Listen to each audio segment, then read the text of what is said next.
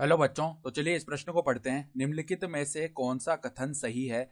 विकल्प ए सारणिक एक वर्ग आव्यूह है। विकल्प बी सारणिक एक वर्ग आव्यूह से संबद्ध एक संख्या है।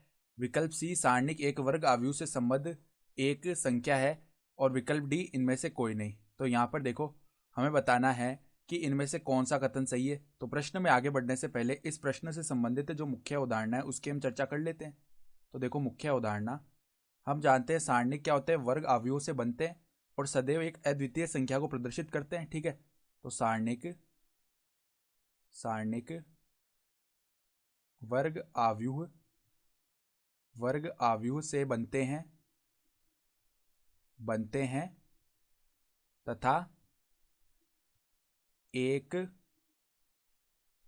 अद्वितीय संख्या को प्रदर्शित करते हैं। एक अद्वितीय संख्या को प्रदर्शित करते हैं।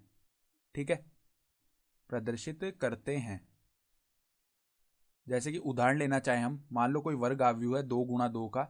जैसे कि मान लो ए कोई वर्ग आव्यूह है, ए बराबर में 2 गुणा 2 यानी कि 1 2 1 1, ये इसके अवयव हैं। तो अगर हम ए सारणिक बनाना चाहें ना, तो हम बना सकते हैं 1 2 1 1। तो वैसे तो हमने ये सारणिक बना ली, लेकिन ये सारणिक जो है वो एक मान को प्रदर्शित करती है, एक संख्या को प्रदर्शित करती है। तो इसको हल करेंगे तो 1 माइनस में 1 गुणा 2 यानी कि 2। तो इसका मान -1 है। तो सारणिक 1 का मान क्या आ जाएगा? -1 आ जाएगा। तो इसका मतलब क्या है कि पहला जो विकल्प क्या कह रहा है, सारणिक एक वर्ग आव्यूह है। तो सारणिक एक वर्ग आव्यूह नहीं होता, सारणिक तो एक संख्या है। ठीक है, आव्यूह थोड़ी होता है सारणिक। तो ये तो गलत हो गया। फिर सारणिक एक आव्यूह से संबद्ध एक संख्या है, तो ये भी गलत है। उसने बोला एक आव्यूह, हम बात कर रहे हैं वर्ग आव्यूह की। ठीक है, हमेशा सारणिक जो है वर्ग आव्यूह से बनता है और एक अद्वितीय संख्या को प्रदर्शित करता है।